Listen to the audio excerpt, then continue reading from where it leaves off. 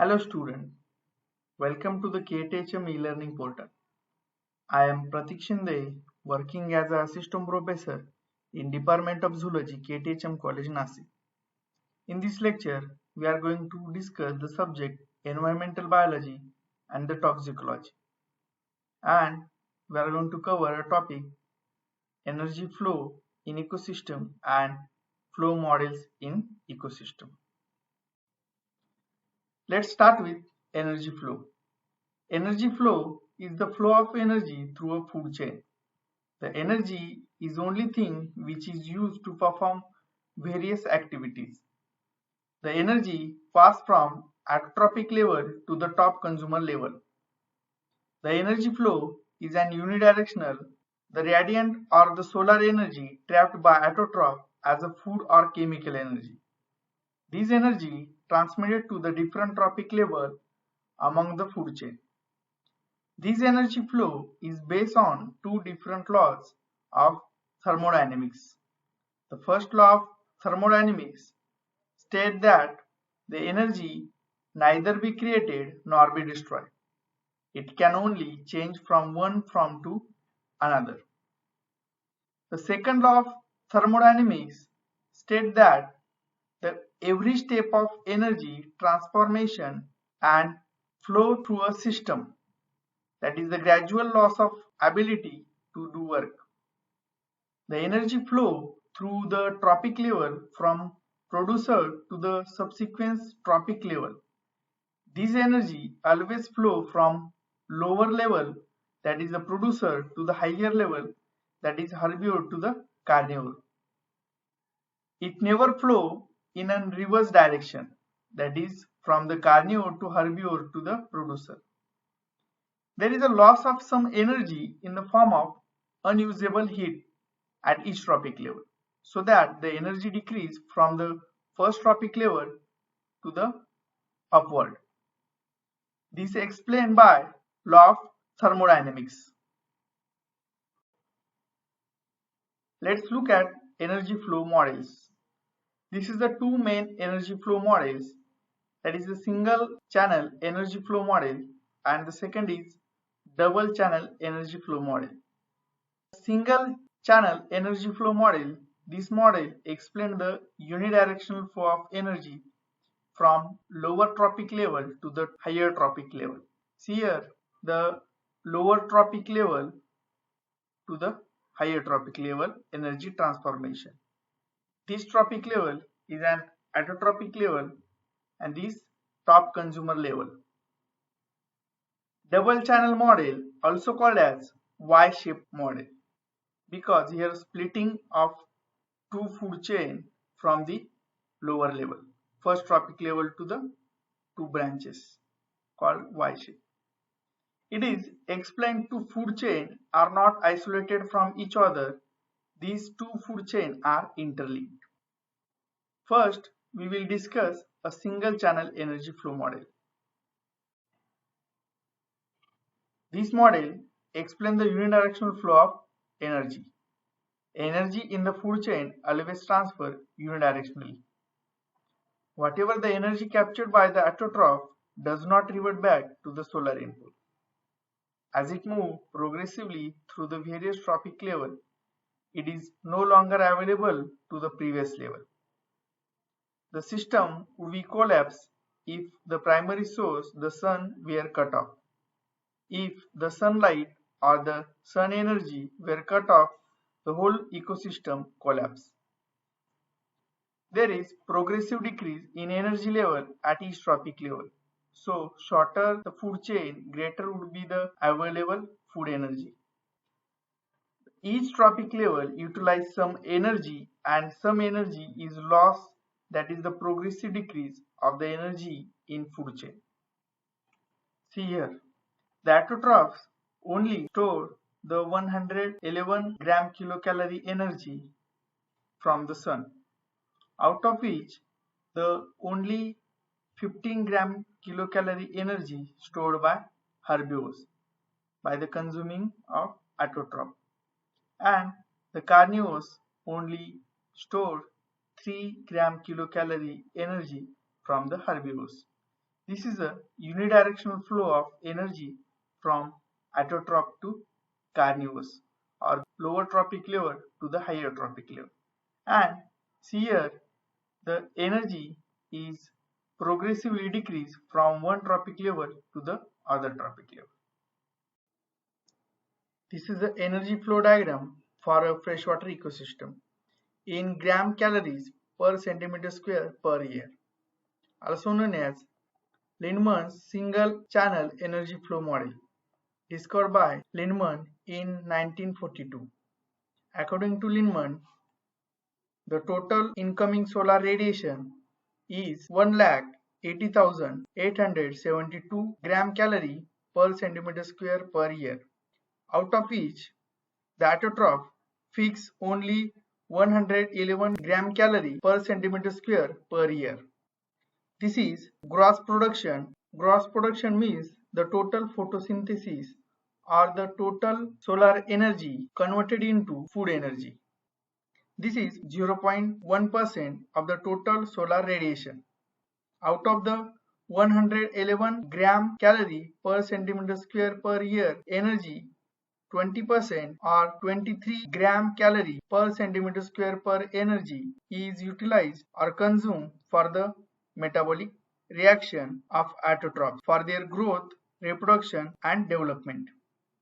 3 gram calorie per centimeter square per year energy consumed for decomposition, that is 3.4% of the total gross production of autotroph, and 70 gram calories per centimeter square per year or 79.5% of the net primary energy not utilized. This is available to the next trophic level or available to the herbivores. Herbivores account 15 gram calorie per centimeter square per year energy from autotroph by feeding on it. This about 17% of the total autotrophic gross production, out of which 30% or 4.5 gram calorie per centimeter square per year energy consumed for metabolic reaction, for growth and reproduction as a respiration. Maximum energy is lost in the respiration in autotroph. About 21% energy is lost as a respiration, and in herbivore 30% energy loss in an respiration. 0.5 gram calorie per centimeter square per year energy is utilized for decomposition, and the 7 gram calorie per centimeter square per year energy is not utilized. This is available to the next trophic level or the consumers. Then the consumers store 3 gram calorie per centimeter square per year energy. Out of this, the 1.8 energy is used for respiration, and the trace amount of energy is used for decomposition, and only 1.2 gram calorie per centimeter square per year energy is not utilized for the available to the next trophic level. From this energy model, two facts are clear. First is the energy flow is unidirectional. It moves through various trophic levels. Then the second is there is progressive decreasing in energy level at each trophic level. Energy dissipated as heat in metabolic activities and measured here as a respiration coupled with the unutilized energy.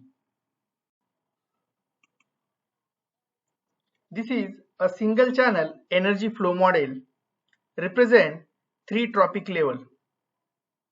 Here the boxes shows the trophic level and the pipe represent the energy flow in and out of each trophic level.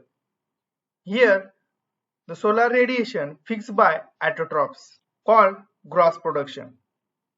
Gross production means the total photosynthesis. In other words, the gross production or GP is equal to NPP or net primary production plus respiration. For example, 1500 is an gross production or the total photosynthesis or GP is equal to NPP is an 15 and the respiration is 1485. The total of NPP and respiration is equal to gross production is 1500. Similarly, in previous model, here the each boxes show a trophic level. Here the first box shows a green plant or the first trophic level. Here the second box shows the herbivore is the second trophic level, and here the third box shows the third trophic level is an carnivores. Similarly, the solar energy trapped by autotrophs as a green plant and this remaining energy as a NPP or net primary production is utilized herbivores, and they use or consume some energy for their respiration and remaining energy again used by the carnivores. Again, the carnivores consume some energy for their respiration and remaining energy available to the next trophic level. This model again clear these two facts. First is the energy flow is an unidirectional and the energy is gradually decreased from one trophic level to the another. Let's start with double channel model, or also called as Y-shaped energy flow model. The important point in Y-shaped model is that the two food chains are not isolated from each other. This Y-shaped model is more realistic and practical working model than the single channel model because it conforms to stratified structure of ecosystem. It separates the grazing food chain, that is the direct consumption of living plant, and detritus food chain, utilization of dead organic matter in both time and space, and that the micro consumer like bacteria and fungi and the macro consumer like phagotrophic animal differ greatly size metabolism relations. Here this model called as Y-shaped model because here the autotroph is an base and is followed by two branches food chain. First is grazing food chain and second is detritus food chain. The Y-shaped model further indicates that the two food chain are namely the grazing food chain and detritus food chain are in fact under the natural condition not completely isolated from one another. The grazing food chain beginning with the green plant base going to the herbivore and the detritus food chain beginning with dead organic matter act by microbes. Then they passing to the detritivores and their consumers. For example, the dead bodies of small animals that were one part of the grazing food chain become incorporated in the detritus food chain, as do the feces of grazing food animals. Functionally, the difference between the two is of time lag between the direct consumption of living plant and ultimate utilization of dead organic matter. The importance of the two food chain may differ in different ecosystems. In some, grazing is more important. In others, detritus is major pathway. It must, however, be remembered that this model represents the basic pattern of energy flow in ecosystem. The practice under the natural condition, the organisms are interrelated in a way that several food chains become interlocked, result into a complex food web. We have already referred to a food web in grassland and in pond ecosystem. The complexity of food web depends on the length of the food chain. In nature, there operate multi-channel energy flows. but in these the channel belong to either of the two basic food chain, that is will be either a grazing food chain or detritus food chain. Interlocking pattern of such several food chains in a food web of an ecosystem would lead to a multi-channel flow of energy. Thus, in practice, under the field condition, we might face difficulties in measuring the energetics of ecosystem. Thank you.